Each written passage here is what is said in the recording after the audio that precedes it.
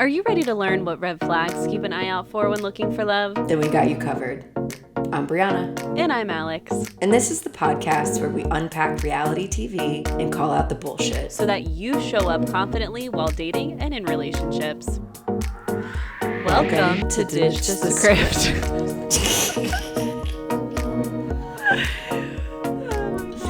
I love it. Hey, that was good. I liked that. Can we just keep doing that? Just breathing. Alex and I were just breathing for 30 seconds. Guys, that's all it takes, babes. 30 seconds. 30 seconds with your bestie in harmony. Yeah, in harmony. That was actually really nice. We co-regulated. It was only... I feel so much better, which is hilarious because before we hit record, I was like manic for a second. You were like, okay, we're going, let's go. Yeah. And then, 4 belly breaths later and it's better. New people. New people. That brings us. Yeah. How are we doing? How are you doing? Oh my God, what a loaded question. I'm doing good. I'm showing up in life. I'm functioning. I'm here. And I am figuring my life things out, but I do have a big bomb to drop. Let's hear it. Where are you at? What's going on? Oh my God, just saying these words out loud I know. in this setting is going to be so triggering. I'm with you. Okay, ready? I'm with you. We're going to breathe. Mm-hmm. Jordan and I broke up. Mm. I feel like I can hear everyone on the other side of the show being like, ugh. Fuck. And if you listen to this on the car, keep your hands at 10 and 2, please. Yeah, please. No veering off the road. Okay, honestly, now that I've said it out loud, you feel better? My heart is literally pounding. You can probably see it through my Stranger Things shirt, but I'm low-key like, okay, I can do this. It's not so scary. You can do it. Yeah. It's a great shirt, by the way. Yeah, this was I was 11 for Halloween with my coworker Alicia. She was my Dope. mom. She was, oh my God. So good. What's her face? The freaky mom. Oh my God, the actress. What's her name? I have a confession. Winona Ryder. Oh, okay, great. Seen it? I stopped watching after the first season. Ooh. You heathen. That's okay. I know. It's Everyone, okay. keep your hands on the wheel. Keep your hands on the wheel. Relax. 2 bombs have been dropped. Alex is single and Bree stopped watching Stranger Things after season 1. Jesus. What are we hitting the world with today? I don't know. Yeah, so we've actually been, for those of you who listen, Bree's known, but we've been apart for quite some time now, even despite living together.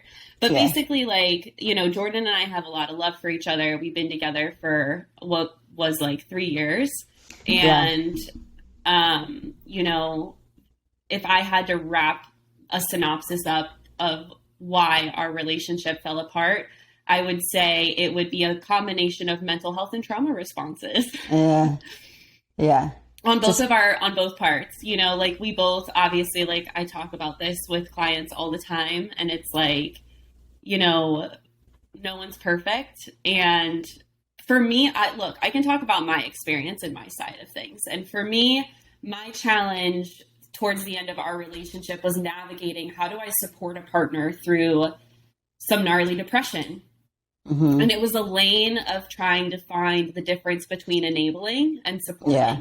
Right. And I learned some lessons the hard way on that side, which I think, in hindsight is going to be really valuable. Because as I've gone through this breakup while running a business, seeing clients, a podcast, going to school, and having my events gig.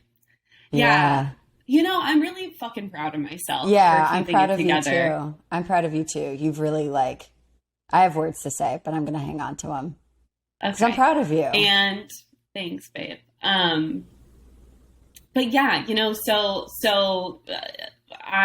it got, I guess I can say these last 3 months really got challenging for us in navigating a few things. And I wanted to approach it one way and he wanted to approach it another way. And those ways just weren't meeting and weren't productive. And so we had to put the relationship down. Yeah. And I think that's the kindest way I can express or explain what occurred while still respecting both of our privacies. 100%. I think that's really important. As you should. And yeah. And like, you know, we, like I said, we have so much love for each other. And I think for both of us, getting emotional. We're holding you.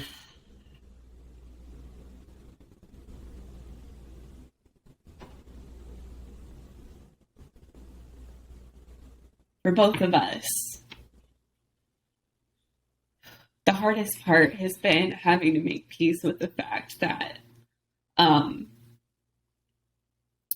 we need to move on. Yeah. For both of you. You know, I think what's been really unique to be able to witness during this transition for you guys is like two really grown, respectful, mature people doing the hardest things when it comes to making really big life choices for themselves.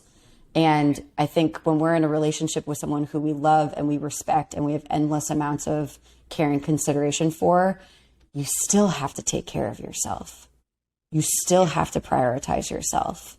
And I think the two of you are really making an effort to do that for your own personal reasons for yourselves, because no matter if we're in a relationship, you know, if we're in a monogamous relationship, we still have this relationship with ourselves. We still have the rest of our lives to consider. And you have to consider making sure that you are moving towards the life that you think is important for you. And I think that the two of you are desperately trying to do that for yourselves. Yeah. And it's been heavy, right? Like it is not easy. It is not easy to hold difficult conversation after difficult conversation after difficult conversation just to get to a place where you are saying, okay, this is where I feel like we have to go next. However, like for you, you have done so much work in your own lane of healing that you wouldn't have been able to respond the way that you have years ago, the way that you are right now. The two of you wouldn't be able to like take care of each other through that process the way that you are right now, if it wasn't for that. Yeah, true. Like, and I think in this weird, awkward way for me, that's been kind of the cool part of this breakup. Yeah. It sounds really fucked up, but like the cool part has been like, because of the work I've done on myself and the amount of like value that I know I have, and like really knowing that and knowing my own worth, it's allowed me to slowly, like, obviously, guys, please don't get me wrong. It's still painful. Clearly I'm like upset and still hard, but I'm eating. I'm not throwing up. Yeah. Like Alex used to really struggle with breakups because Alex, I did it. See, we talked about how I talk in the third person sometimes. Yeah. Your girl. Your girl Alex used to be lost in her emotional sauce during a breakup because I would take it so personally and I would be in this mindset of like, love me. Basically my inner child wounds were raw as fuck in the old days of like, having like just feeling this need to be chosen and like scream and chase and prove and fight for someone's attention who didn't want me in return. And literally like the complete opposite has happened this go around. It's like I've been able to see things for what they are and remind myself at the same time like, okay, but yes, this is painful and you're going to be okay, right? Yeah, totally. Yes, you know, this isn't what you wanted to happen. Like I imagined Jordan and I throwing spitballs at the age of 80 at a diner together. Like that was our vibe, you know? And now it's like I have to mourn the loss of the idea of that, right? Yeah, for sure. But what's been so cool is me still functioning. Like, and guys, it's been like 6 weeks that I've been dealing with this in the back end of things, and no one has really known other than Bree and like some of my clients know. but you wouldn't have known. And I'm really proud of myself. That's the thing. Like, as you were mentioning earlier, like you've been tackling and taking on so much all the while, all of the jobs that you have, your business, school, you moved, Alex moved, and like literally like no exaggeration, 0 days off. And you have been just doing your best to take care of yourself all the while. And you are incredibly proud of this, but you also should be, because you know that this older version of you, and we have compassion for her as well, because she went through a lot and she only knew what she knew. Couldn't have done what you did. No. And it's been really, like, also side note, guys, while I've been going through this breakup myself, I've actually been putting together materials on like a breakup SOS, like automated little program for anyone, because here's the deal. This is what Alex does. This is what your girl does. The coach side. And this is how my business came to be, is I took all of the lessons that I learned the hard way and wrapped them up and put a bow on them for my clients nowadays. And so I know breaking up is so painful. And now I will say this, breaking up from a healthy relationship, and I still very much consider Jordan and I, we had a 100% healthy relationship. 100%. We talked about everything. Like, oh my gosh, were there aspects that could have been healthier? Yes. I think of course, because you're human beings. Yeah. Right. But, you know, I will say, like, leaving this, and again, because of the self-worth, but also the dynamic of us, has been way easier than any of like the older narcissistic, severely toxic relationships I've been in. So I'm just really excited to kind of wrap up the journaling that I've been doing, and like the things that have really been a comfort to me for any woman trying to move on and like wanting to know the steps to take. So like, I'm excited to turn this experience into a positive, you know, in some way, shape or form. And honestly, even for me in my own journey, it's been a positive, because now with my own self-awareness, and Bree knows this because I've been voice noting her, is I'm like, I'm feeling like this today. And then I'll be like, which is so my inner child just needing this. So I'm going to go sit with that for a second. And, you know, it's been nice to have that awareness and know exactly how to kind of talk to the part of me that is hurting. While the part of me that's like this version that the external world sees the most of is like showing up and functioning and like doing her thing. But Alex's internal world has needed a lot of tender, loving care recently. So. Yeah. So now where we're headed is that you're in your new place. Time is happening. Alex has moved. She's got an Amazon cart full of beautiful things that she wants to decorate. Oh my God, I'm so excited. It's going to be a vibe. And I think like we'll see, you know, what comes of this for you, for Jordan. We obviously care a lot about him, and we have a lot of high regard for him, and we love him, and so we want good things for him. Bud. and I think this is just where we're at right now. Onwards and upwards, right? I'm gonna get emotional. Oh, I know. Like I think that's the shitty part. Is like there were just so many great things about it, but it is what it is, you know? So, you know, better chapter. The thing that I feel like we end up talking a lot about when we're on the show, and we're just like, with like Married at First Sight, Jasmina, like make out with your husband. Brianna, say yes to the dates. Like, everyone, we're just like, fall in love if you can. It's such a privilege. It doesn't mean that you're going to spare yourself any heartbreak, but oh my God, life without loving is just not fucking worth it. Oh my God. Yeah. And I think, you know, that was one of the first exercises I did in my journal, was like list out all the things I'm so grateful that this relationship brought me. And that, like, it can be really hard to do when you're in your feels, because of course, like at first the feelings that arise are like mostly anger, and it's just like you just want to scream, you know what I mean? Because the things aren't working out the way, at least for Alex, for me, I can talk about this. Like the way that it shows up for me is like, I'm really angry. I'm really focused on like, you know, the wound of like, you did this to me. And so I had to challenge my ego to say like, okay, instead of taking it like this, like, let's look at it from this angle and like, let's actually like love on this and see what we're grateful for. And I think that I completely agree with what you said, because I would have much rather have met Jordan, been with him for the last 3 years, had the fucking time of our lives that we had together. And I'd still like, I would do it all again. Yeah. 100%. Because of the amount of growth and opportunity it brought to me. You're a different person because of it. So is he. Oh, yeah. Yeah. And he'll say the same thing. He has said the same thing. Yeah, he'd say the same thing. So listen, you guys, if you have to break up, like I really encourage you to like turn towards yourself, take care of those tender parts of yourself that need nurturing, that need care, that need comfort. Reach out to your people for that support when you need it, and find those.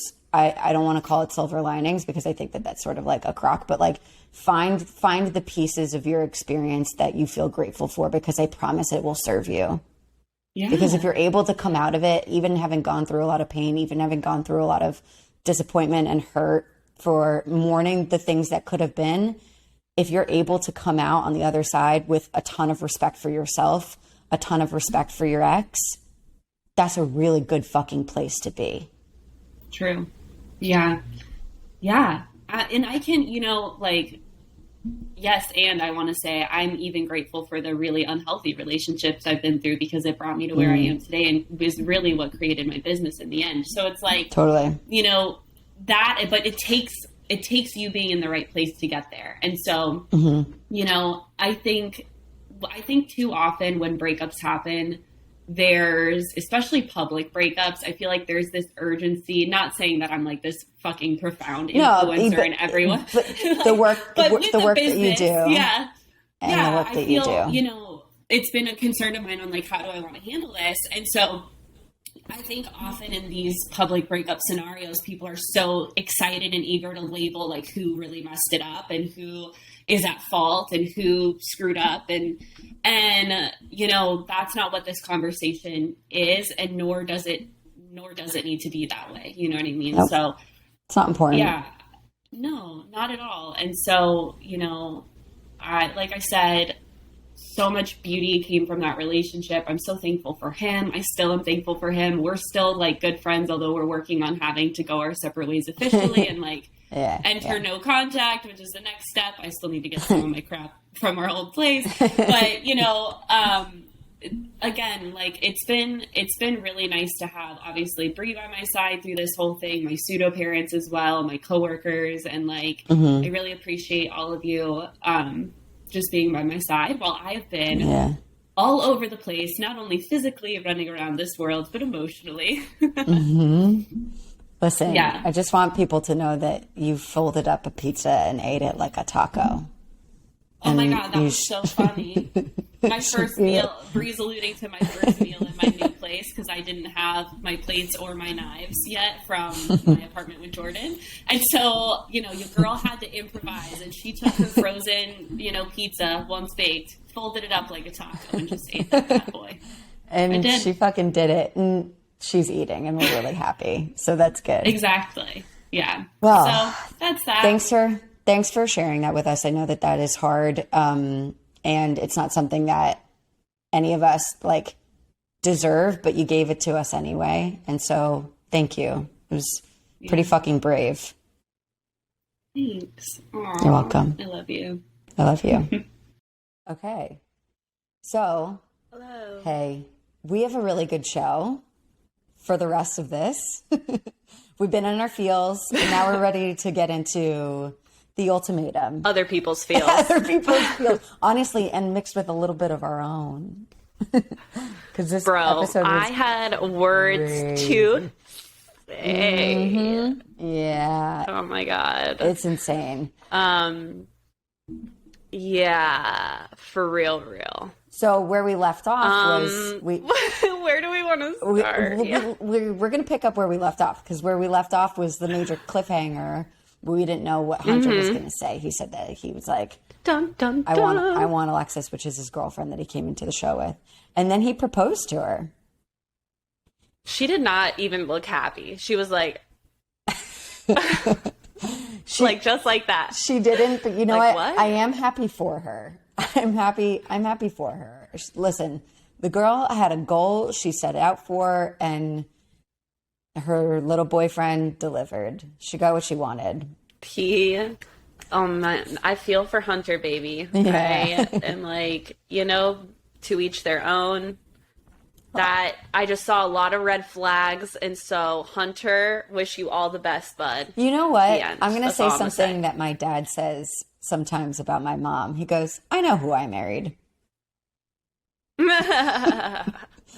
I feel like I love that. I feel That's like cute. Hunter, it's sort of used as an insult sometimes. I don't love that, but I think Hunter, I think he knows I think he knows who he's with. You know, I mean, he kind of said that in his proposal. He was like, the good, I love you, all the parts, the good, the bad. And I was bad. like, ooh, yeah. Yeah. Oh man. Yeah. I want her to be a little bit more compassionate and see other people's perspectives. That's my wish for Alexis in her growth. Compassion and being open-minded. Yeah, I think that would be cool too. Sometimes, listen, it's really wonderful to be moving towards your own personal goals, because those of us that put effort towards that, wanting something out of our lives, listen, you gonna get it. But don't go after your goals at the expense of other people and maybe their dreams and their goals and what they want. So and don't project your own stuff onto other people. That's We're going to get into that. We're going to get into how that showed up. Let's do it. What we saw next was, we're watching Colby start to make a speech about choosing Lauren. Okay, wait, hang on. First of all, we see Nate, who is clearly freaking out because he was going to choose. Oh my God. He was going to choose all of the people that did not choose him. Yeah. Turned him down already. Shanique chose Zay. April chose Hunter, and then she got shot down anyway. So Nate is fucking scrambling. You know, when he is. He showed up on the show with Lauren, his girlfriend, who he wants kids, she doesn't. He wants to marry her, blah, blah, blah. And so he says to Madeline, he's like, hey, heads up, I'm going to pick you. And Madeline's like, I'm out Which here. is like some kindergarten, like first grade, like kicking them under the table, like, hey, you're going to be my mom. Yeah, it is all types of fucking weird. It was weird. And Madeline, I feel like maybe we only know this because we know this, but I feel like I could have read her thoughts, which is like, I'm halfway to fucking Randall, so you gonna have to pick someone else, sir. She literally was like, no, are you serious? Like, she was like, please don't. Was her vibe. And she was like, no, I'm already on Randall's dick. You don't see it? So my take was, Nate's freaking out. This is not going for him. Completely agree. He is. So we start to see Colby make this speech, which I had lots of issues with as well, about Lauren, who's Nate's girlfriend. He's like, I've spent a lot of time with you. I really like you. La la la la la la la. And I'm like, he's like, I feel like I can get you to decide that you want kids. I hated how he said that. He tells Lauren, I can help you overcome your fear with like the thought of, and I was like, literally in my notes where I put, bro, does she need to overcome it, or does she need to explore the idea of having children? Those are two very different things. You know what I mean? Like, she doesn't need to overcome anything. Totally. She needs to figure out what she wants. Exactly. We have to stop doing this to women. I really didn't like his choice of I words. really didn't like it. I'm glad that you came with the quote, because saying it the way that he did is so much more impactful than me just being like, he wants her to have kids. Vomit-inducing. It was really gross. And I'm a little perturbed at Lauren, I guess, because it's like, dude, if you really feel the way that you feel about not having kids, then let that be the fucking deal breaker, bro. Make that clear. Make that clear. And don't accept these fucking the fantasies that everyone else is selling you because they think that you're hot and they want to have sex with you and then maybe do marriage together. Like, if you don't want kids, live in that truth. There's nothing wrong with that. But then go find someone that also doesn't want children. Yeah, for real. Okay, so full transparency, like, I used to want to be a mom. Like, it was, I think every woman grows up because that's patriarchy. We're very much seeing it with Colby. Yeah. It's put on us. It's like, that's the expectation. Mm-hmm. You get up. Yeah. Your job as a woman is to procreate the species, basically. And, or keep the species going, whatever the right word is for that. All of it.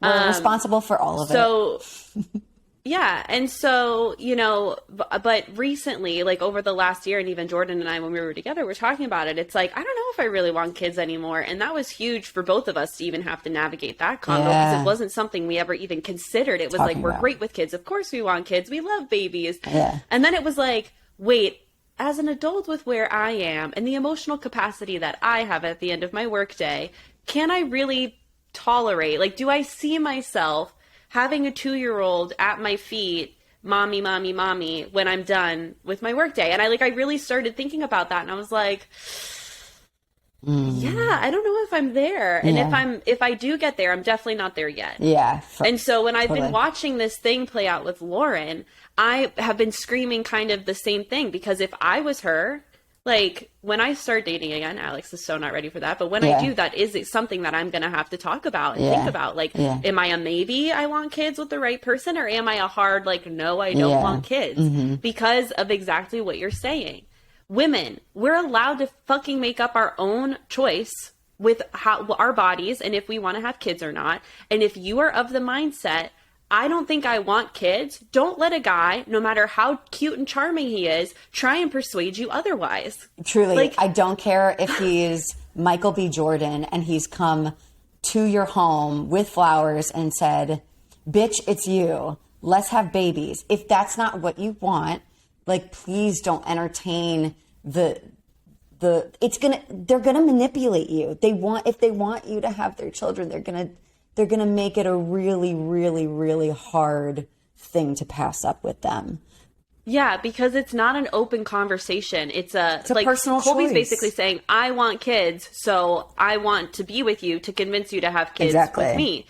And it's like, that's so icky. You want to talk about ick factor? Yeah, that's gross. Yeah, that would put me off immediately. And I don't even really know how I feel about all that, but that would. The minute that someone was like, no, you don't want that, and when we're together, you'll want it. Don't try and tell me that. I am out. Yeah. Really fast. That's so red. It's so red flag. It's a big red flag. So red flag. You're going to tell me what I want? Bro, you don't even know my middle name yet. No. You know what I want? My foot up your fucking ass. That's what I want. And some tacos. Oh. Yeah. To eat? Or to put up his ass? Yeah, I'm hungry. I just say, no. I just eat a lot. Yeah. I mean, I need to eat more. Yeah, you do. But I'm in the right state. Okay, moving on. Okay. So Nate's listening to Colby start to spill the beans about Lauren. He's setting up the whole thing, and Nate goes, hold up, wait a minute. And then he goes over to Lauren and he proposes to her, and she says, abso-fucking-lutely, yes, please, yes, please. And everyone was just like, oh my God, what's happening here? What the hell? And Nate, there's something else that bothered me about this, is that when Nate's proposing to her, he's like, if being with you means that I sacrifice having children, that's what I want. And I'm going to tell you right now, girl, that's not what he wants. That's not what he wants. He's still going to try and convince you. It's this. So what we saw with Nate last week, when I was like, every conversation he has with these ladies, it's like he is bulldozing them with questions on, like, do you want a family? Do you want a family? Do you have kids? Do you have, like, what do you want in life? What's your timeline? So bulldozy with the topic of children and a family and the length of relationship and all of that, now he's backpedaling because he got rejected again. And now he's seeing his girl about to be swooped up by some other guy. And so he is freaking out. And he panicked. Lauren, without, oh my God, it was bad, dude. So I personally, and I didn't like how Nate reacted to everybody else. I really didn't like that because they all start kind of calling him on it. He's so defensive, and he says these like icky, okay, I would love to talk to you about this, but I don't know if you saw this part where he was sitting down when April started eventually talking and was like, that fake ass apology. And then he says, he's like, oh yeah, so I gave a fake ass apology. Like he like says those comments in between when other people are talking, like where he's trying to defend himself, but it's in this ucky passive aggressive way. To me, that's a huge red flag because it's him being unable to say like, look, I understand why you guys are perceiving it that way. Like if he would have just validated them, but in my opinion, the reason he's defensive is because everybody's right. And he's just not happy that he's getting caught. I fully agree. I fully agree. I think that, and it's interesting because April called him out for it and she was clearly like in her feelings. She was like having an emotional moment, just like on the stage with everyone else. So we're at this dinner on the proverbial stage. But what she called him out for, which was like, listen, you freaked, you proposed to your girl, y'all have not figured out your shit. If this is what you ended up coming here to do without having to actually figure out how to work on your relationship, then you're not taking the show seriously, and I am, and that makes me really upset, right? That's essentially what she says. Yeah. And Alexis... I was really grateful for Alexis's input in this moment because Alexis was like, listen, April, I think that you just said a lot of things that a lot of people were already feeling. People are feeling. And I was like, the wisest thing Alexis has said. Honestly, in that moment, I was like, thank you. Because that came out of nowhere. She's a bitch. And sometimes we need bitches to stand up and be like, listen, you gave everyone a voice. I appreciated that moment. But, and to your point, Nate is like, can't let anyone sit down. Vanessa Lachey has to be like, Nate, stop talking. Because he cannot stop. He won't settle because he's so triggered. He's so upset. He thinks that everyone thinks it's bullshit. My dude, it is bullshit. Like, you just told Madeline that you were going to ask her to be the one. Her. Yeah, you were going to pick her because... And now you're proposing? Exactly. Like, come on, bro. Like, just... Listen, if you want to really be good at bullshitting, pretend like validate people and shut the fuck up and people will stop fucking talking about it. Yeah. It was really hard to watch. I do want to back up because when Colby right before Nate, pops the question, Colby is like pursuing Lauren and, basically explaining why he wants to pick her. And Alexis interrupts and is like, I don't think Colby's a good person. And I was like, girl, just because he said, she's like, first off, the first thing he said was, I'm not attracted. Not what he said. And it was like, okay, not what he said. He said he's not attracted to you, first of all. Very different. I love how Colby was like, actually, that wasn't the first thing I said. You didn't hear the first thing I said, which is why you think that's the first thing I said. Yeah. He didn't say that, but I kind of wish he did because that was the truth. That's what was happening. I agree. I thought that was just a very, like, her ego was bruised and she just, like, got loud about it. But this is what happens, like, when we, like, let's say I go on a shitty date with a dude that, like, I feel like totally wronged me. Alex, I'm going to reach out to you and be like, this dude said this thing and he made this comment and I felt this way. And you're going to be like, fuck that guy. When in reality, like, I've totally telephoned the situation. I've totally misread what actually happened. And now I'm out here in these streets slandering this poor dude's name. What, just because he didn't like me? Come on. Right. Yeah. And so, this is when we were talking at the start of the episode where it's like, don't project your own stuff onto other people. That's exactly what's happening here. Yeah, she's upset. And so, I just wanted to call that out because I think it's important. And I think we see that a lot. Like, people take rejection. They're men and women alike, right? And everything in between, no matter how you identify or what your orientation is, there are so many moments where rejection stings and it causes us to want to sit in this egotistical state of, let me prove to you why you're wrong. And in Alexis's way of doing that is to cast shame on Colby and to push Colby down. Yeah. Instead of whatever else in a healthier way. There's so many other options we could discuss. And we need to be better. Rejection sucks for everybody. No one likes it. Doesn't mean that we get to take that pain and try and throw it at somebody else. Right. Right? Like, let's sit with that. Yeah. And just allow it to dissipate. Yeah. Agreed. So where we head next is Colby sort of scrambles and picks April. Poor April, dude. This episode had me feeling for April for a lot of different reasons. Because here, I agree. Listen, Alexis and Hunter, they're engaged. They're going to leave. Lauren and Nate, they're engaged. They're going to leave. We do see like a bedroom. Oh, can't wait to talk about that. Should we talk about it now? Let's talk about it now.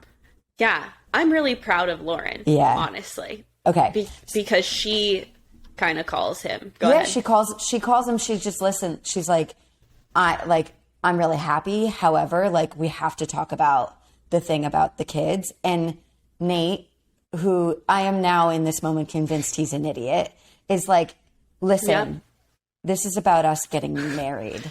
That's a kid's issue. I wanted Alex. Cringe factor. I 100. wanted to look him up in the yellow pages, find his telephone number, and fucking scream at him. Marriage is a kid's issue. You have to fucking think about this shit, especially when you're making big statements filled with big quote romantic moments. Gestures. Yeah, exactly. For your partner who's like loves you. And you're going to try to, compartmentalize that this is just about us getting married. It's not about the fact that we have fundamental different beliefs about having kids. What it feels icky to me is like he wants to marry her and then post-marriage try and convince her to have babies because now it's much harder for her to just be like, bye, right? She has to file paperwork and shit if she wants the divorce. Exactly. So it's like... It feels really manipulative, and I'm really proud of her for being like, if we need to get a therapist to figure out this kids thing, I'm all for it. Yes, please do. Yeah. Please do. Like, come on, because here's why. I can speak to this with the utmost confidence because I've talked to you about this couple that I was working with, over winter. And they've been married 6 years and are now having the conversation around like, wait, do we both really want kids? And the husband in the equation was like, I don't know if I really do. And she's like, I absolutely do. And let me tell you how painful that is. Yeah. Like having to have that conversation while you've developed and integrated your life with somebody for years. And now you hit this roadblock. Oh my God. Yeah. So please do your due diligence before you sign a piece of paper and make this a legal arrangement. You know what? You could sign a different piece of paper, which are consent documents. No, I was going to say consent documents for a therapist. Consent documents. Yes. And sign those papers first and get some help, truly. Figure out, is it, do you not want to have kids at all? Or is it that you don't want to have kids with this person? Why don't you want to have kids with this person? What are the things that you're concerned about? Allow there to be this safe, neutral space where someone can moderate these conversations to allow the two of you to really understand, is this about us really wanting different things? Or have we not dealt with some things that are major barriers to us making this major life commitment? I'm talking for real life, at least 18 years. Yeah. Plus some. I know. Yeah. God. And that's whether you end up staying married or not. And you end up co-parenting. So it's like, you better sign up with, that's the other thing is like, this is going to sound so side note, but I just want to cap it with this. When we're looking for life partners, this is going to sound, it's on the line of negative visualization. So just to pump the brakes and explain what that is. Negative visualization is like, if I, for example, setting goals, a version of that could be like, what do I want it to say on my tombstone, right? Like their legacy was this, and then like reverse engineer that, right? So when it comes to negative visualization and co-parenting, I think it's important to choose a life partner that you absolutely love, obviously have a great friendship with, that you have similar values with, but also that if shit were to go left and get really weird and you did end up having to divorce and you did end up having to co-parent, that that they would be a decent human being about it. I think that is something to take into consideration, because we don't know what life brings, like a fucking pandemic and how that impacts people. And it's like, how are you going to navigate those times? You want to pick someone whose moral character is like, I'm going to choose to do the right thing, right? Right, put our feelings aside for the kid. Yeah, and so I say that because it's like, I think in the case of Nate and Lauren, Nate now being so focused on getting married and Lauren being so focused on, well, we need to figure the kids thing out. I hope they do figure the kids thing out before they ever even actually tie the knot. Please. And at the same time, I think it's important for them to consider, like, do we see ourselves co-parenting successfully, or are our egos going to get so wounded that we're going to end up therapizing our children, meaning talking to our kids as if they're our therapists. Ooh, right? God, that happens so much. Oh my God. So many kids I see. Both you and I have clients. Yeah. I was going to say there's so many adults that I see that have been treated as their parents' therapists for one reason or many. And they're okay. They're great fucks people. You up. It really does a number on you. It sure does. Yeah. Yep. It's not okay. So anyway, that's my little sidebar on that. That's actually a pretty cool thought experiment. I hadn't thought about it like that, but I like it. I try and do that with a lot of aspects in my life. Yeah. Is like, if I didn't have this, or if this happened, what would it be like? What would I want the outcome to be? It's really good for some combating anxiety. Okay, cool. So that's happening. Next. We really hope that they figure their shit out. And listen, if you need to break up, Alex has got a SOS breakup program coming your way. So we got you, honey. It's gonna be great. All right. So Colby and April are now a couple for the next 3 weeks. Teaming up. They're teaming up. Oh yeah, this is the thing. Okay. So I'm listening to words, but I'm also looking and listening at body language. Were you doing the same thing? Same. Okay.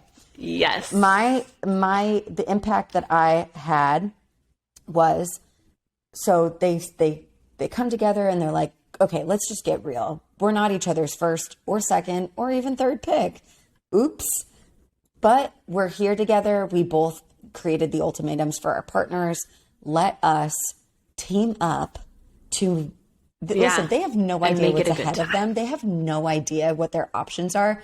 But the two of them are like, we're going to figure out how to make this happen so that all of our partners leave with us. He, he, he, he, he, he, he. And I'm just like, I don't even know. You guys don't know what's going on. This is the first season of this show. We have no idea. You haven't watched this before. But the body language that I'm seeing. So I'm seeing Colby like, he, like, I'm going to get Madeline back, which I definitely believe is what he wants. And while I also believe that April wants Jake, I can tell she's like, she can't help, but she can't like wipe her smile off of her face. I think that there's a part of her she that's is like, sending out. Yeah. I think that she's really happy to. I made the same note. Yeah. I think that she's like, I don't think that she's happy to be in the situation she's in, but I think that she's like ready to see this turn out into some sort of fairy tale situation. We start as co-conspirators and then we fall in love. Like, I don't know. I see it in her face. Girl, yeah, okay. 100%. Like, so I made the same notes because body language is something that I review with clients, especially in Ready, Set, Swipe, right? Mm-hmm. Like, this is how you can tell if someone's into you or not. Mm-hmm. And we cover women our biggest tell when we are like vibing with someone and like we are feeling the flirty vibes, we fucking fix our hair and play with like, we try and show off our assets, right? So we make our boobs look good. We fix our hair a lot. We're smiling. So so you see her, especially in bed, right? They're like getting ready to canoodle and go to sleep in the same bed for the first night. Colby's sweet. He brings her a water, you know, jumps in. They're having like a very honest conversation around like, yeah. And he's like, and she's just sitting there like positioning herself like a princess, you know, on a chaise lounge, you know, like fixing her hair, her boobs look great. And like, you know, she's a pretty girl. Yeah. So I was like, you know, I know they're talking about their exes right now, but like she is sending like a fuck me energy. So she's DTF is what it looks like to me. And if anything, she's DTL, down to love.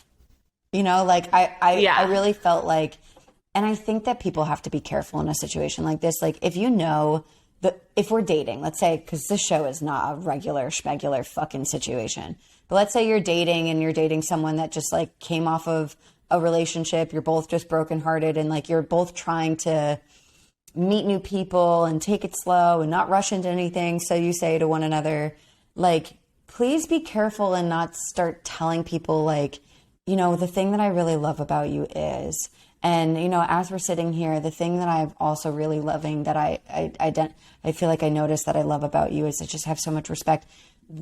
All of us, whether you're a man, a woman, or whatever, like, you're going to hear this and it's going to make you feel something. This is very true for women because of like the training that we've had with like, popular rom-coms and Hollywood. You know what I mean? Yeah, very Hollywood influence, which is like, it's hard to hear the reasons why you love me. And then like 3 weeks later, you're like, nope, not going to work for me. It's really hard to hear that. So please I just need people to be more responsible with the shit that they say to one another.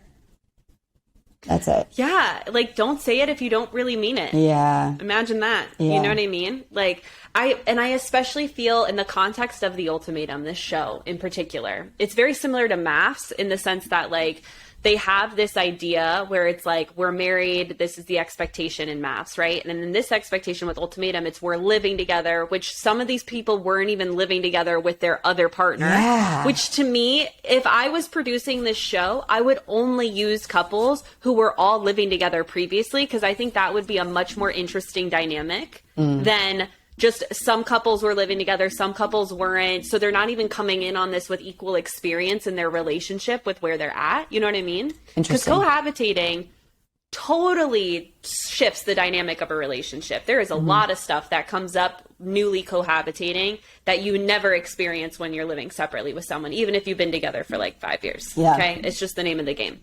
So, you know, I just thought it was interesting because from speaking on your point of like, these people are saying really large things to one another the very first night they're sharing a bed together. And I think it's because of this mindset of this is what we're supposed to do. This is what we're supposed to say. And it's like, can't you just be real? Like if I was sitting there on a bed with someone that, you know, I left my person that I came there with to be with, I'd be like, doesn't this feel weird? Like this is a little weird, right? Totally. Or can we have that conversation? I'm so good at friend zoning myself. I won't even say friend zoning other people. I'm so good at friend zoning myself, even sometimes when I don't mean to. That for me in bed, we'd be like dapping it up. We'd be like, listen, let's just take this for what it is. I don't have a mouth guard, but I'm going to put one in and we're just going to do sleepies and we're going to keep it moving. We're going to see what tomorrow brings. Watch Lion King, popcorn. Yeah. Let's stop talking about each other. Let's stop talking about our feelings. Like, listen, you really want to co-conspire with your new live-in bestie, your new roomie. Like you gotta set some boundaries. They did not do that, which tells me someone's going to get hurt. The show. No, a lot of people are going to get hurt. Yeah. I feel like everyone's going to get hurt on this show. I don't see okay, so what we know about what the rest of like the next 3 weeks for them looks like is it's an accelerated premarital trial, like whatever the fuck that means. But basically it's like they live together in their apartment, they meet families, they have difficult conversations. Oh, they do? Yeah, they're supposed to meet families and have difficult conversations in the next 3 weeks. I didn't know that. If I was dating, I'm thinking, I'm dating so many people right now. If I took one of these people, and was like, listen, we're going to go to my mom and dad's, which is entirely possible because they live like 15 minutes down the road. We're going to go to mom and dad's, and then we're going to talk about our futures, and we're going to stay with each other for the next 3 weeks. There is no fucking way we would make that out alive as a couple. There'd be no way. No way. No. This person would probably so much. have to file a restraining order. Actually, there wouldn't be, because we'd amicably both leave and say, oh my God, I'm fucking exhausted. I just don't see how this would work. No.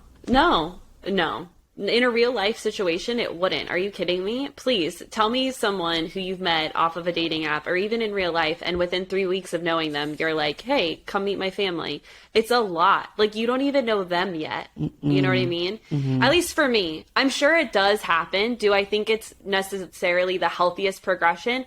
I think if it's a random person you've met. Yeah, exactly. I think if it's a random person you've met, I would pay attention to that. If it's someone that like you've known and you already know their family and you've been friends, and now that's totally different, right? But in this scenario, it's like I'm meeting a completely random stranger off this show, and now our families are going to meet each other, and it's like no, run. That sounds terrifying. Sounds bad. Sounds really. I don't know how we would get through that together. I feel like we'd be like, I wouldn't. Tired. I'd be tired. I'd say, you know what? I'm going to pass. Better not. Okay. So the couples that we have left are Zay and Shanique. We have Jake and Ray. We have April and Colby, and we have Madeline and Randall. Let's just. Yeah. Who's your favorite of these couples so far? Who are you feeling? April and Colby. Really? They're your favorite? Or Shanique and Zay. Like, those are the... Sorry, I didn't mean to I don't really like any of them. No, okay, I don't. Tell me why. That's the thing is, like, I don't really like any of them, so it's hard for me to pick them. I think I like April and Colby because at least they're I like the dynamic of them being like, well, this sucks to suck. Like, yeah, but we're kind of in this boat together. But they're not doing it honestly. No, April's not. I don't think he is either. Because yes, he's like, to our point. Yes, he is saying, okay, like, let's just do what we got to do to like get our partners back. But he's flattering her all the while. So maybe he doesn't realize that that's fucking problematic, but it's problematic. Yeah, I think it could be that, or it's a little bit like he's he's stupid. It's very similar to what Zay said. It's like, if you have the opportunity to get laid, or Jake said this about Ray. God. Any guy would be lying. Any guy would be lying if he said they didn't want to screw her. So it's like, I feel like that could be kind of what's going on with Colby is like, I'm going to be with her for 3 weeks. So like, when I'm ready to like get laid and like, I feel I can get there, I think he's trying to keep that door open. He's putting her on ice. By no means is he genuinely like, I want to pursue April, at least not yet. Yeah. Maybe he'll see something in her over the next couple weeks and have like, oh wait, no, she's actually a really cool person. Which is annoying because he's already told her that he like really appreciates, admires, and respects all these different qualities. Her happiness with Jake, which is like, okay, cool. It's fucking weird. Anyway, okay. I also, if I had to pick a favorite, it would be Shanique and Zay.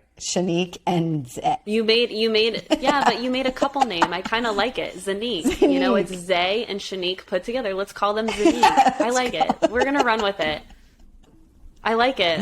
Me too. Okay. The thing that I like about Zanique is we should make couple names for everyone. We should. Okay, cool. We'll get there. The thing that I like about Zanique is like they have like a good mix of like playful and serious and respect, but also, I don't know who's to say. What did you think about their interaction, their first night together?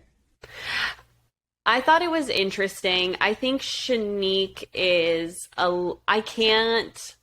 I think of all the women on the show, I think Shanique is the healthiest woman on the show. Like as far as where she's at with her relationship with herself and like being honest about everything. Like I think she has a good heart as well. Like I haven't seen many red flags from her. Yeah. Same with Zay. I think the two healthiest people on the show have found each other. Yeah. You know?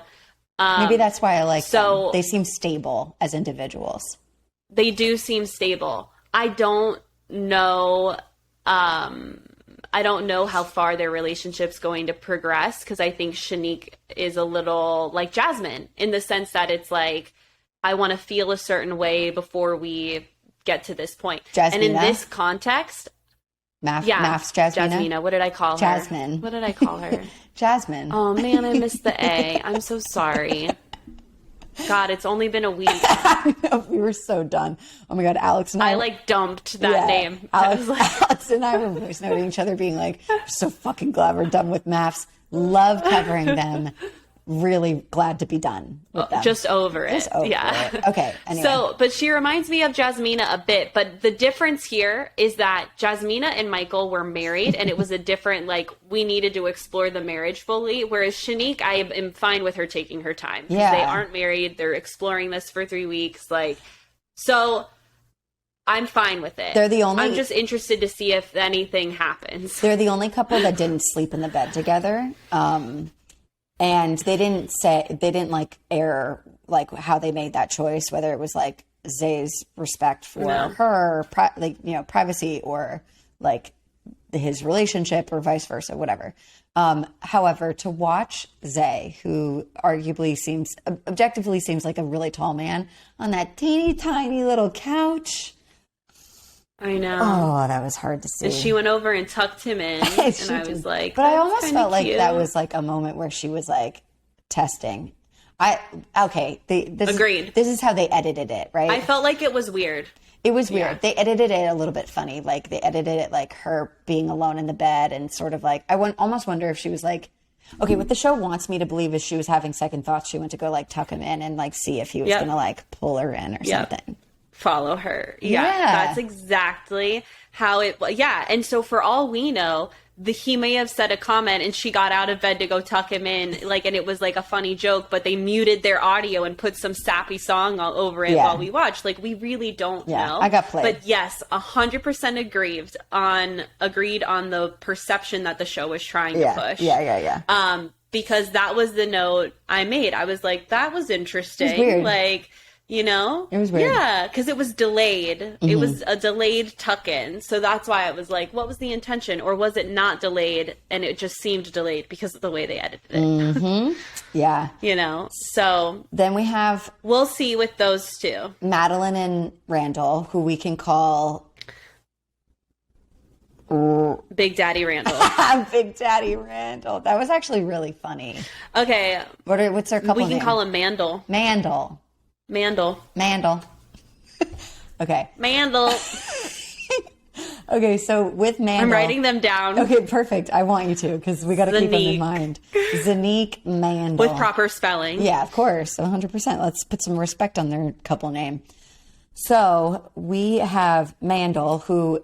You know, obviously where we met them in their like early signs of dating each other is that they're very sex forward. We sort of call Madeline out on her, like just really trying to paint this very sexy picture. Sex bombing. Yeah, absolutely. And they play Truth or Dare and Madeline's like doing the whole flirty thing.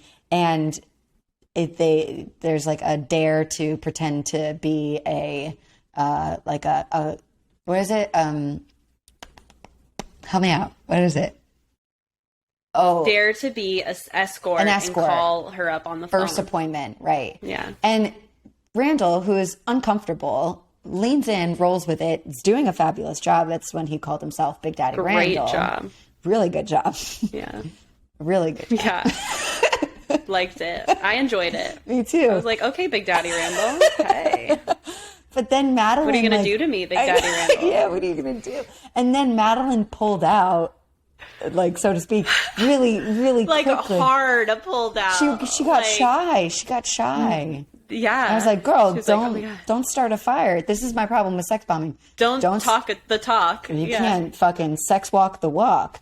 That's like, you had him. He was ready to go there, and I don't think he was ready to stop. He was like, Big Daddy Randall's in the house. She was like, oh my God. And she even said, she's like, I didn't expect that. And I'm like, what? You asked him like, to you do don't it. know him, so you're just going to assume that he doesn't have a sense of humor? Like, that's shitty. Yeah.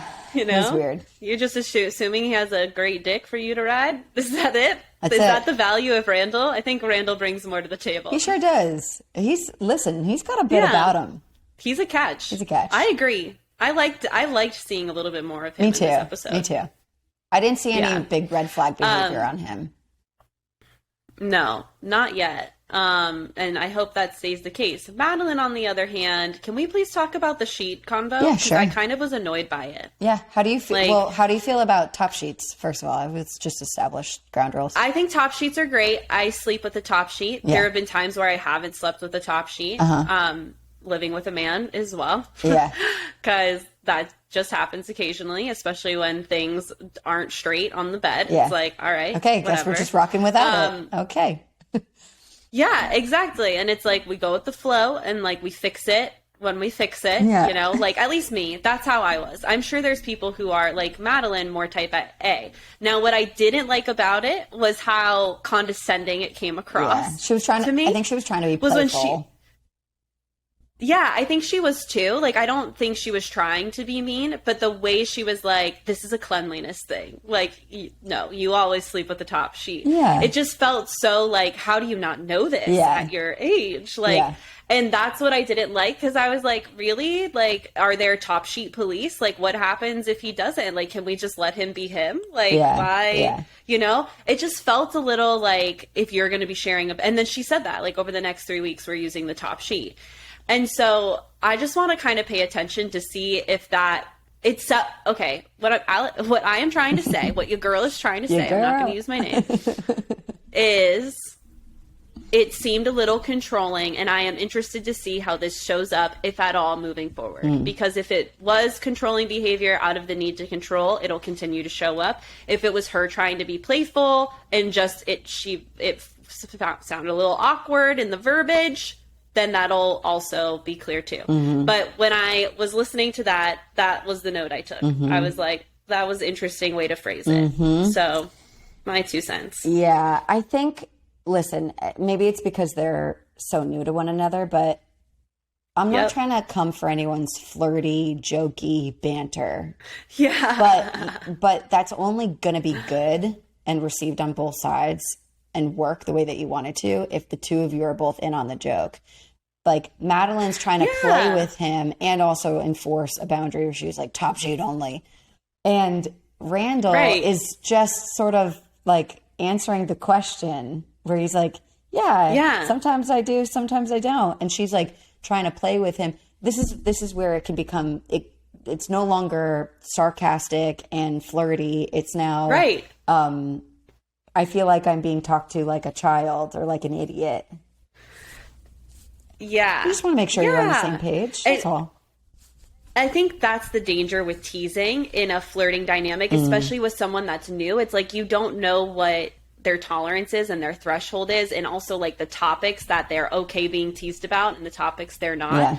And so that's kind of what I was picking up, is like I couldn't tell if she was trying to, like you said, be playful, or if this was something that like low-key would really irritate her and she's like trying to play it off like this playful thing, but really she's like, use the fucking top sheet. Top sheet. You know what I mean? Yeah. Yeah. So that, like I said, like I'm just going to keep an eye out for that, and it'll come to light. It always does later on in these shows. So we'll see. But yeah, I just be mindful of that. If you're trying to flirt, just be careful with teasing, especially like the early stages, because we're still learning each other. Yep. Yeah, totally. Yeah. And maybe set boundaries outside of teasing styles.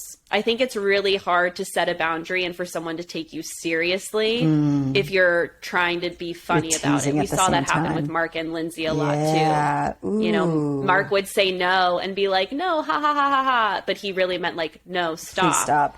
Oh my God, that's such a good point. See?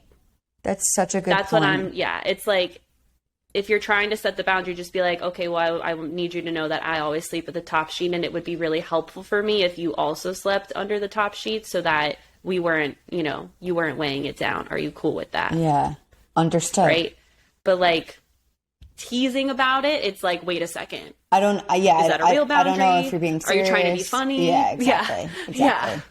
So, okay, cool. Lesson learned. Okay. So then we have, Jake and Ray. Colby and April. Jake and Ray. Jake and Ray, who we will call Rake. Yes, exactly. Write it down, bitch. Okay, we have Rake. Down. And can we spell it Raeke? That's what I spelled. Oh my God. Look at us. Telepathy. Like that's so cool. Yeah. This is how you know you're supposed to be friends. 11-year-old Juju. Yeah, that's so true. Yeah. Okay. Yeah. Jake and Ray. You know what? Okay, there's some red flags, and then there are some green ones. I'm gonna give them a green flag. They're one green flag. I'm gonna get it out of the way. Great. They are like playful. I feel like their energy is pretty matched with one another. Pretty playful. Yeah. You can tell that they're like pretty giddy to like be there with each other. And it was like the first time that I saw like a couple that was like more or less like sort of on the same page. However, there was a moment where they were sort of reflecting on Nate and Lauren's engagement, they're reflecting on the dinner and like what it was like to like get up there and like choose someone, and Ray saying like, I don't know, it was really hard for me to do. It was hard for me to do that. It was like, Zay was there and you were there and April's over there, and I just had a hard time. And then the reason why I'll make a point of why I'm bringing this up, but what Jake says, he's like, felt a little guilty, didn't it? And Ray's like, yes, exactly. And I don't know if I'm just, my lens is that I don't trust her and I don't trust the things that she says, because again, I find her to be positioning herself to sort of get to where she's headed in this, on the show. And I don't even know what that is yet, but I don't trust it. I'm with you. So when there are people, exactly, when there are people who are no stranger to lying or manipulation, which I only have an inkling that she's doing, you have to be really careful. You don't want to like speak for them and give this person room to just agree with what you've said. Is there a word for that? Yes. What's it called?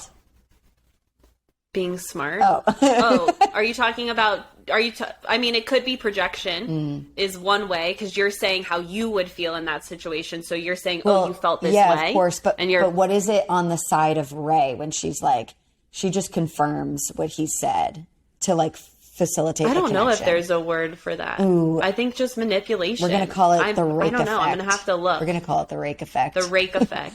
Because I get what you're saying, and it's absolutely true. And this is why gray rocking is a skill to use on these kinds of people, because you don't give them anything to work with. Can you explain what gray rocking is for the people? Yeah, totally. I just made a reel on it. I know, I saw it. Head over to Alex Scott. I saw it. But yeah, it's basically like, honestly, think of a gray rock, and that's what you're aiming to be. Boring, non-emotional, very factual. Like, it sounds silly, but it's a great visualization to be like, that is the energy that you want to give them, which is like boring. Because here's the thing. Folks that are narcissistic and toxic and manipulative, like that whole category, they thrive off your reactions. Mm-hmm. That is like fuel to their fire, whether positive or negative. Okay. Cause like, let's be real. Just like Brie was saying, good manipulators are charming as fuck in the beginning. Mm-hmm. That is why they're so tricky to spot, because it's like, ooh, wow, you're telling me all the things I want to hear. Mm-hmm. Right. Mm-hmm. Which is why I think healthy like a little bit of nervousness is actually a green flag on a date, because folks who are charming aren't nervous, right? Like folks who can be manipulative aren't as nervous. Yeah, because they feel super confident. Anyway, so gray rocking is like short, sweet, to the point type answers, saying matter of fact, not allowing to yourself to give too much information. Because if you give nothing, they have nothing to be creative with. Right. So if you're less is more, less is more. I have a client going through a divorce right now, and unfortunately very narcissistic ex. And that's been my counsel to her is like, I understand he feels entitled to extra information about your personal life. He doesn't, it's not true.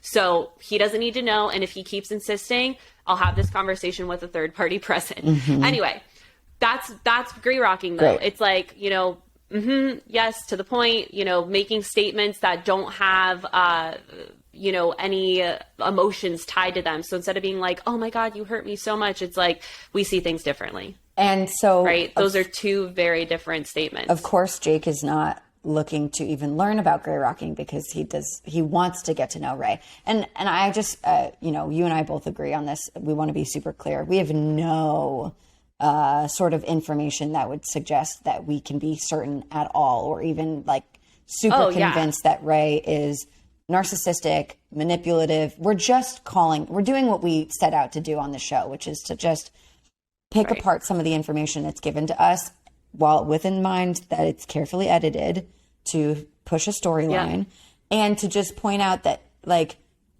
I don't want us while we're dating to offer someone and say, this water bottle is blue, isn't it? And have someone be like, yes, it is.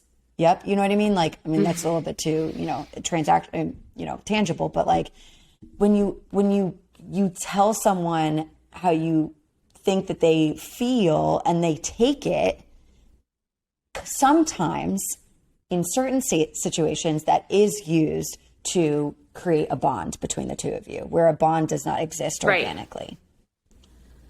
No, because it's basically saying like, oh, you know me so well. When it's like in this scenario, Jake doesn't know Ray so well. Yeah. But and what I think truly when I analyzed that interaction, what it felt like to me was Jake, I'm like struggling to say Rake and Jake. It's really funny.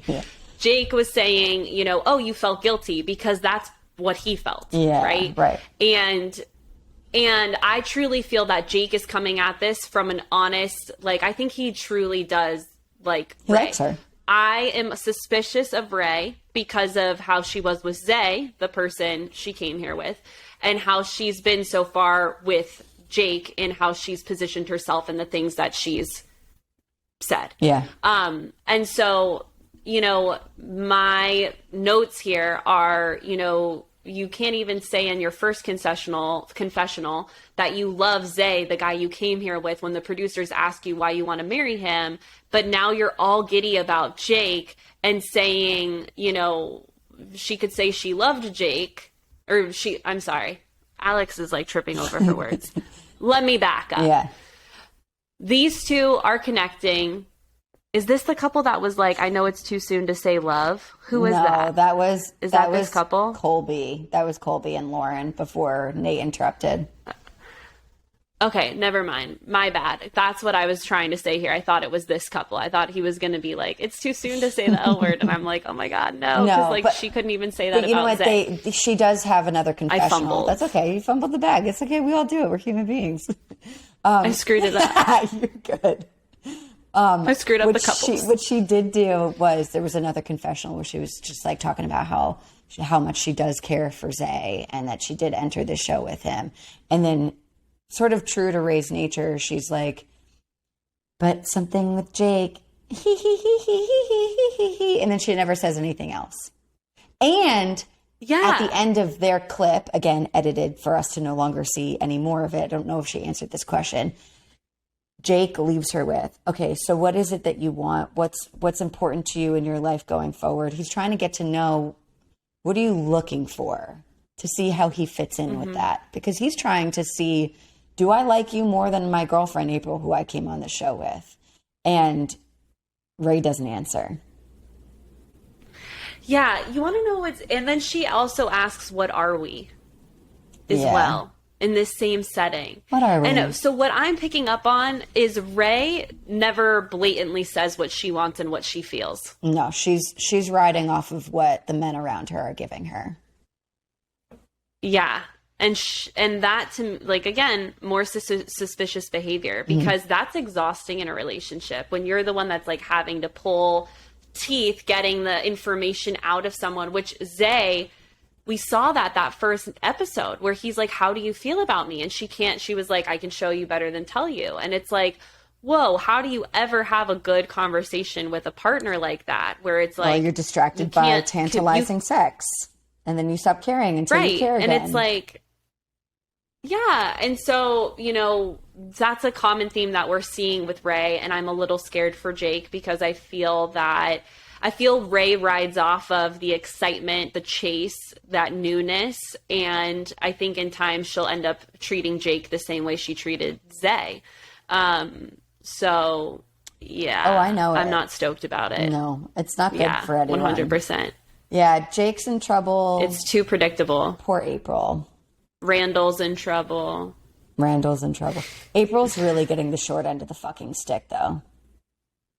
I think she really wants to be a good partner. I think I would love to have an April in any of my courses because the desire is there. She just doesn't know how, right? And I think that I will take a client like that over anyone who's stuck in like, you know, in victim mode, because it's like the reality is that when we are stuck in victim mode, we are so focused on everyone else being wrong. Yeah. That it's like our egos are too loud at that point. And I was there. Like, we all go through a state where we're like, we want to point the finger at everyone. So I'm not saying that I'm superior because I was there. But it took me getting my heart broken over and over again to finally humble myself and say, how am I contributing to this? Yeah. And I think April's at that rock bottom.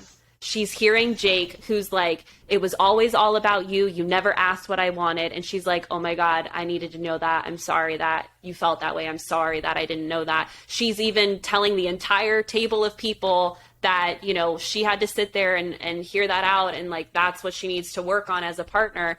I truly think she does want to figure this out. I think she really wants to figure this out with Jake. Yeah. But I do feel that is an invaluable part of someone's personality when they get to that point where it's like, I'm hungry for the change. I'm eager for the change. Like, I want it to happen. I just don't know how. Like, give me the steps. Mm-hmm. And that is like, she's going to have wild success if she stays in that like desire to learn and grow. Don't know what's going to happen to her when she gets to the other side of this show. No, because agreed. Yeah, I don't think the show's going to help her at all with what she wants. I think she is there with the right intentions, but the show isn't the right way to do that because she's literally just re-traumatizing herself. Just think about it. Like, right she didn't get to enter the 3-week trial relationship with anyone that she would have wanted to, which would have been Hunter. No, Hunter's gone. She got last pick for the relationship football team with Colby. Colby is zeroed in on Madeline and making sure that everyone loves him. And so true. And April is taking this very seriously. So that's why. And all the while, her partner, Jake, is getting relationship bombed by Ray. So April's fucked, dude. I feel bad for her. Not in the long run. I think she's like, I think in a couple years or whenever this was, like, she's going to be a powerhouse of a woman. I really do. Yeah. Because I like, you know, I'm not saying none of us are golden children, right? Like, I'm sure she has her own shit. All of us have our own shit that we need to work on. But as far as like seeing the way she's talked and the way she's tried to conduct herself, I do feel that it's with the right intentions. Totally. Agreed. I feel for her. Okay, what are we going to call them? This one's the hardest one. Colby and April? Colprol. Ape-B? Colprol. Coprol. Colprol. Coprol. Thank you. You're welcome. Because I was like sitting here like, what are we going to do? I was thinking about it. Colprol. That was a hard one to I'm so thankful. Yeah, I was like, what is this? Oh, wait, we didn't do Madeline and Randall. No, we did. Mandel. Okay, so we got it. We have Mandel. Red flags and green flags. Oh, wait, hold on. Mandel, Rake, Zanique, and Coprol. And Coprol. I like Zanique the best. Zanique is the best one. It's the best one. Yeah. And it also happened naturally, which, accident. Is even better. So, okay, red flag, green flag. red flag. Colby with his statement of, I'm going to help you overcome having kids. Hate that. Yeah, it has to be it for me. Everything about it was icky. Yeah, I agree. You have any others? So many. My red flag is going to be with Ray and basically restating what I just said. Like her inability to just own what she wants and how she feels and what she's thinking and always being this chameleon. Totally. Yeah, totally. Even if it's not coming from a manipulative place, because we have to leave room for that to be true, because we are just viewers, informed viewers, but viewers. She needs to work on her vulnerability. She will get a lot further in the goals that she said that she has for herself. It seems that she's a very accomplished woman, young woman. She will get a lot further if she's vulnerable and starts connecting with people that she feels strongly about and that want the same things with her. Point blank, period. True.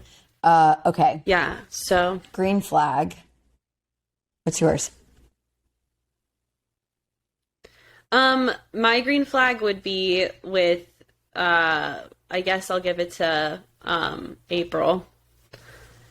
For one. God, green flags are hard to give out on this show. Green flags are hard to give out on the show. Because, like, I like Shanique and Zay, but I didn't see anything that I'm like, oh, yeah, I want to reward that. If anything, there was a moment with Shanique and... With Shanique...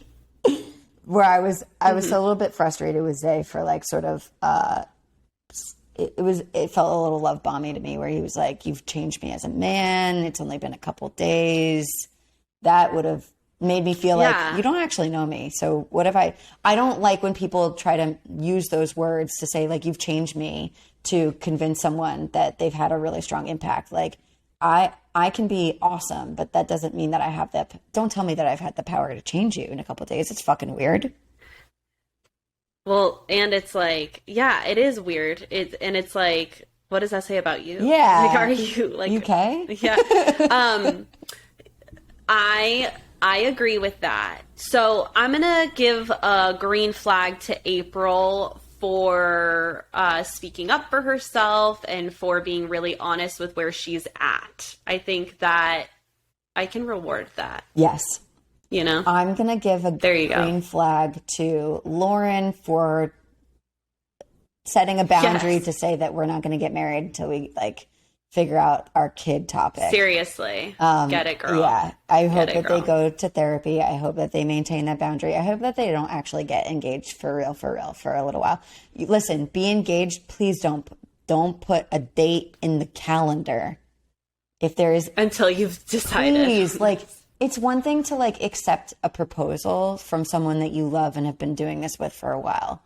But if there is stuff that you want to work out, please don't feel like you need to go full swing into the wedding planning. Go figure out your shit. Be engaged for 5 fucking years for all I care.